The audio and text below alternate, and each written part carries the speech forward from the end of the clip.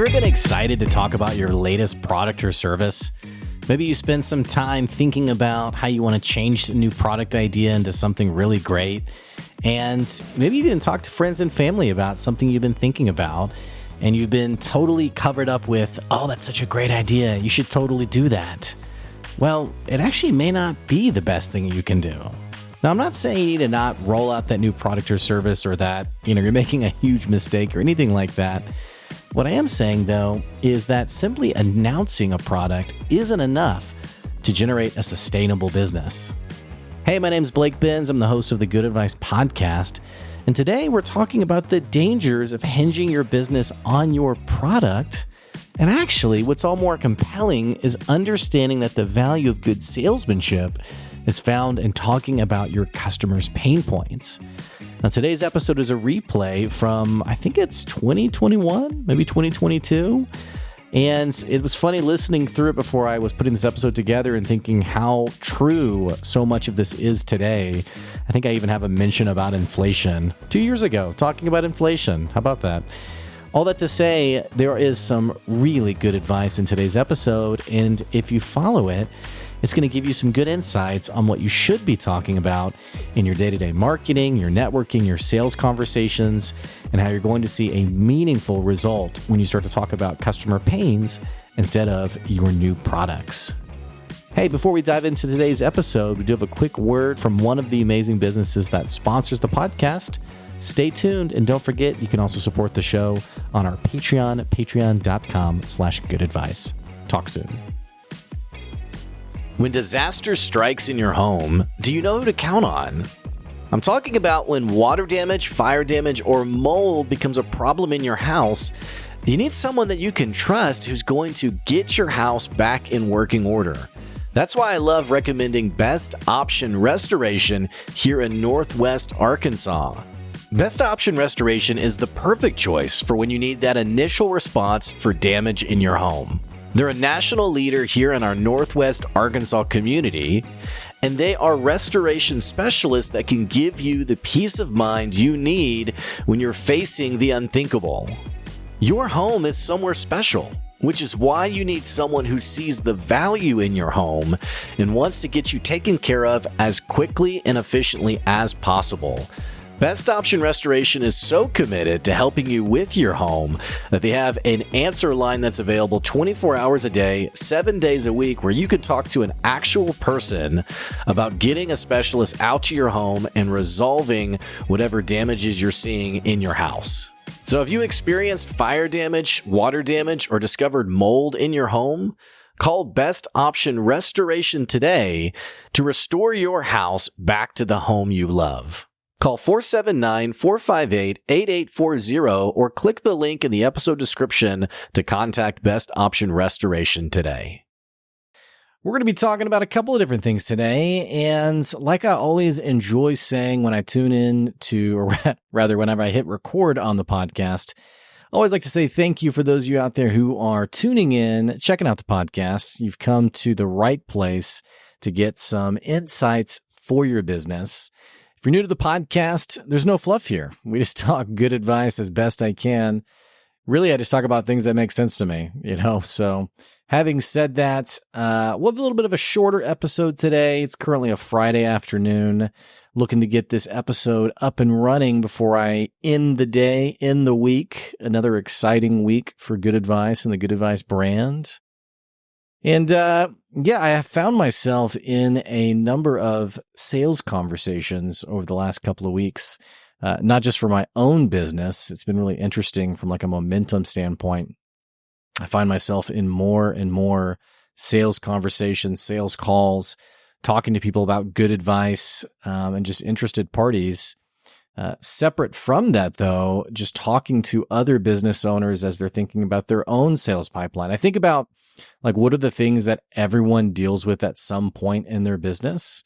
And I really feel like the two things that rise to the top are, number one, sales. And I mean, almost everyone's thinking about, how do I make more money, or how do I make money in a better way? So there are plenty of people out there who run a business that makes $100,000, and their thinking is, yeah, I'm happy with the $100,000. I'm not looking to scale this to 200 or 300 or 400 grand. $100,000 is enough for me.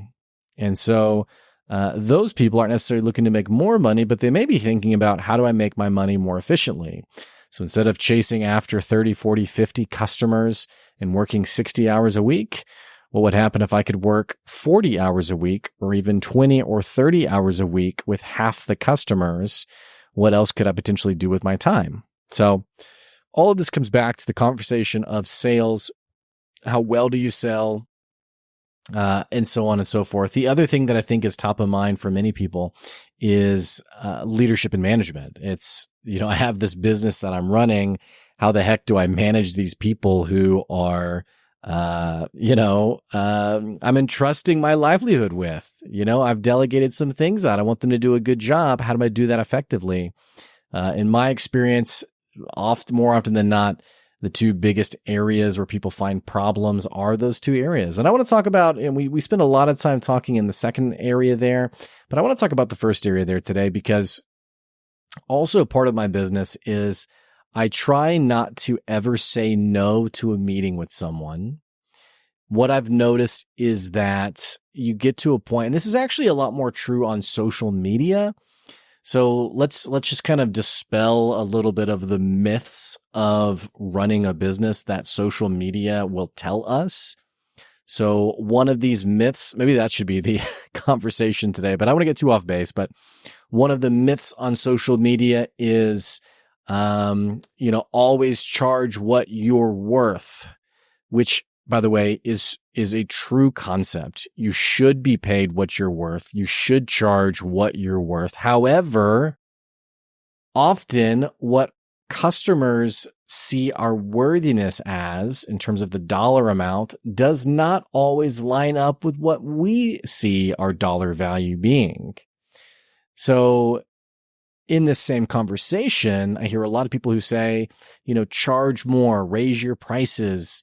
And in a vacuum, this doesn't quite work. It doesn't quite work because in many cases, if everyone's raising their prices, then I guess it's basically the U.S. economy, just rampant inflation. It just isn't that simple. It's not that simple to I'm just going to charge more. I'm just going to raise my prices. It's all going to be hunky dory. It's going to be great. There's a little bit more nuance to it. It's understanding the concept of what will the market bear? How do I communicate my marketing message to match the value that I'm trying to get someone to buy into? So it's not just so simple as I'm just going to add a zero to whatever product or service that I'm pitching. Well, in the same way, we have a number of other myths that happen in the online world, like, your time is valuable, charge people if they want to sit down with you and have a conversation. Some really weird stuff that it's very ego driven, very you're a baller boss or, whatever it is that gets thrown out there. And what I will tell you is in the real world, actually running a business, it's just not so simple. So for me personally, anytime someone asks to meet, as best as I can, I'm not always able to. As best as I can, I typically always try to say yes to a meeting, because you never know where it might lead. You never know where. And in fact, I have a contract out waiting for your signature for a customer. It's a really great customer. Looks like it's going to be a great contract.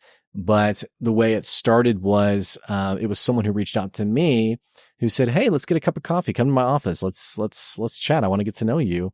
And that's what I was expecting it to be, was "Hey, yeah, let's just swap notes on each other's businesses." Well, we sit down and this person's basically "Yeah, tell me about what do you do for a living?" And so I just kind of described what good advice does. And the conversation never transitioned to "Tell me about your business." It was okay, hang on. What is it that you do? What's the service? Okay, hey, I'm interested in that. Okay, how could you send me a proposal? And in what was a very neutral, unassuming appointment that I thought we were just swapping notes, now became this happenstance sales call or sales conversation that is going to be really good for good advice. So all that to say, I kind of try to just throw out the obnoxious online tips that, sometimes get proliferated in a really negative way.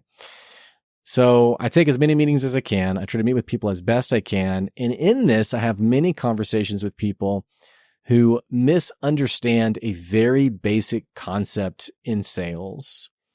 It's a conversation, by the way, where if you want to follow people who are like completely in the messaging space, like how do you design your messaging in a way that is compelling? You need to check out Zach Messler. Zach Messler, I've recorded a few episodes with him on the podcast. I've had a number of conversations with him. He is the real deal. He understands messaging. He understands this concept. And frankly, you might as well just hit pause on this podcast and go Google him, go to his LinkedIn, find out more about Zach Messler. That's Z-A-C-H, Zach Messler, Messler. He's phenomenal. He's amazing. And he's going to say anything that I'm about to say much better than I could ever do. But I want to talk today briefly about this concept in sales.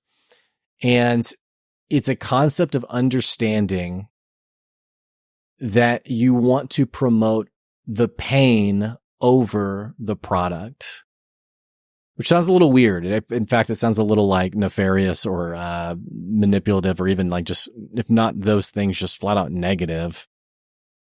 And what I'm not talking about is like fear-based marketing. I'm not talking about, you are creating anxiety that corners someone into buying from you, which, if I could be really honest, I feel like sometimes this happens in life insurance, for example.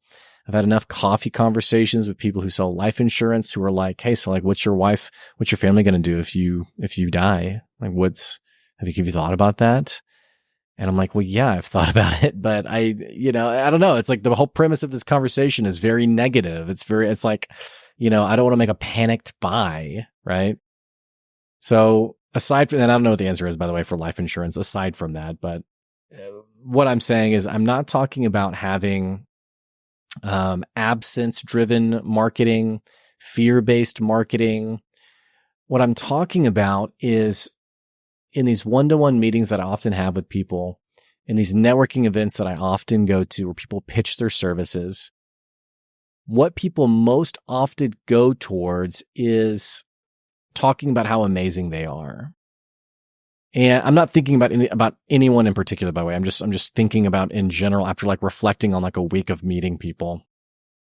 What people invariably do is they get up and they say something along the lines of, we at Burkett Industries have been in business for 30 years. We've been serving NWA for 3 decades now, and you can trust us. And we have, some of you, maybe you've been asking about this product we have. Well, we have this special process that, in fact, I remember there was a person who would always, every time they got up to pitch, I'd see them at an event week after week, and they'd always say, we have a special process that, which you may very well have a special process, by the way. There's nothing wrong with having a special process. I'm not saying you should feel insecure if you do have a special process. The point that I'm getting at is understanding that people aren't looking to be sold to. They aren't looking to meet someone who wows them and is selling this incredibly unique product. What people ultimately want is to be understood. And when I say they're looking to be understood, they're not looking to be understood in terms of like their life story. They're looking to be understood in terms of the pain they're experiencing. So when I say promote the pain over the product, it's about flipping the messaging so that it's not all about how much of a badass you are. And instead, it's talking about your customer and what they are experiencing. And you're drawing a line directly between their pain and what you do for a living. You're making it this perfectly implied connection. It doesn't even have to be implied. I mean, you can just flat out, you can also say like, we help with that. But what you're doing is you're creating a link in their mind that not only do you understand what they're experiencing, but you're the answer person. You're the pain solutioner. I made that up. You're the pain solver for what they're going through. So like at Good Advice, for example, sure, I could get up and I could talk about different businesses that I've worked with, Chick-fil-A, Walmart. I could definitely try to wow people. Like, what's the biggest name client that I could think of that would wow people? And I have done that before, by the way. I think in my younger days, and not even just younger days, I think in times where I've been anxious or apprehensive, where I wasn't quite sure what to do or what to say, I've been like, yeah, we have this company as a customer.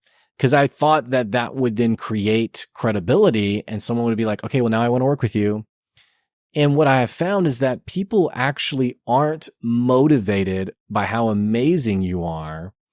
What they're looking for is someone who understands, because if this person understands what I'm experiencing, then they will know potentially how to solve it. So me, for example, with Good Advice, I don't get up anymore and say, hey, yeah, we have these amazing customers. Hey, here's some of the customers you may know. Hey, I've been in business. I'm really, and here's the other thing that I think is really funny is I was actually having a conversation with someone earlier this week where I asked, hey, why would I buy from you? So if there's a room full of competitors and they're all pitching the same thing you're pitching, why would I buy from you? And this person said, oh, well, I'm going to give it all that I got. I'm going to, and I frankly, I don't remember exactly the phrasing, what was answered, but person said, I'm going to go the extra mile. I'm going to give like a level of service that they can't get anywhere. And I said, yeah, but the mistake you're making is that they don't care about you. Like this is like nice to have when someone works with you, but they don't buy from you because of this quality about you. Although it may be true, they don't buy from you because they don't know you and they frankly don't give a flip about you. They're going to go home and go to bed tonight. They're going to eat dinner. They're going to, watch movies or what have you. And they're not even going to think about you. What they are going to think about is the problem that they're experiencing whenever it rears its ugly head. So how do you talk about that problem rather than promoting how freaking amazing you are? Getting back to what I was saying, for me personally, when I get up and I talk about, Good Advice helps small businesses grow and scale, we develop the systems that make your life easier. I talk about the pain of running a business. I say, hey, yeah, you may be working 60, 70 hours a week thinking there has to be a better way. Hey, maybe you feel like you've really peaked in terms of your revenue. And, the only way you can make more money is just work more hours and you're feeling just winded. Maybe you've brought on some team members and you're thinking, how the heck do I manage these people and still run my business? Hey, there's an answer for those things. There's a way you can do that. Or more importantly, if you've been thinking about growing and scaling the business, there's a way you can do that really effectively so that you actually work less time rather than more time. These are things that my customers are thinking about, if not on a daily basis, then absolutely on a weekly basis. And when I talk about those things, what someone then hears is that person understands what I'm experiencing. And if they understand it, I'm more likely to potentially trust them. And maybe trusting's too far. Maybe that's too fast. Maybe someone's like, they're a bit untrusting. Just in general, they're slower to trust. Even if that's the case, they're at least interested in you as opposed to a competitor who gets up and says, we're freaking amazing. You can trust us. We're awesome. In fact, I had a guy who tried to sell me something. And like in his original pitch, he said something like, yeah, we've been in business for 20 years. It was like a digital marketing company. He's like, we've been in business for 20 years, yada, yada. Well, eventually what I ended up saying, I just wasn't buying it. And so I eventually was like, yeah, I think I'm going to pass. And this guy would not take no for an answer. What's that word? Flummoxed? Fluxumed? It's like a really great word that I'd never used it in my life, but in this moment, it's like top of mind. But he was just totally out of sorts that I would tell him no. And I'll never forget me saying, yeah, I'm going to pass. And there being like a stunned silence for a couple of seconds. And then him saying, but why? Like, we've been in business for 20 years. Oh, I remember what happened. He had been hired by a friend of mine. And I said, well, I think I'm going to hold off buying. I want to see what you guys do for him first. And immediately the red flags went up because he wouldn't accept that. I said, yeah, I want to see how this contract goes with him. And then I'll make a decision from there. And he said, well, why? I mean, we've been in business 20 years. Like, you can trust us. And I was like, I don't even know you. Like, do you know how many businesses have been around for 20 years? A lot more than just you. So having said that, if you want to transform your sales game, take the panicked pressure off yourself to share how amazing you are. Because I do think it is insecurity. I do think it is imposter syndrome often when we feel like we have to say all the amazing things that are true about us. You know, sometimes we're like desperate for credibility. And so that is then what comes out is, here's my resume, here's my verbal resume, my rap sheet for all the great things that I'm doing. You can trust me, please buy from me. And I want to encourage you to flip that, to transform that. Don't think about promoting yourself or your products. Talk about the pain your customers are experiencing. Make it less about you and make it instead about your customers, which is hopefully why you got into your business in the first place. I'm sitting down with someone today who I was asking about their business, and this individual, she said, we can make a difference in our customers' lives. Like, that's what we care about. And so if that's true for you, if you're listening to this podcast and you're thinking the same thing for your business, you're thinking, I know I can make a difference, talk about the difference. Not about how amazing you are. Not how you're different from everyone else. Not about your amazing special process. Talk about the pain your customers are experiencing and how you can provide the answer. Hey, I hope this was helpful today. If you enjoyed the podcast, hey, feel free to leave a review. That's today's good advice. We'll be back next week. We'll see you later. Take care.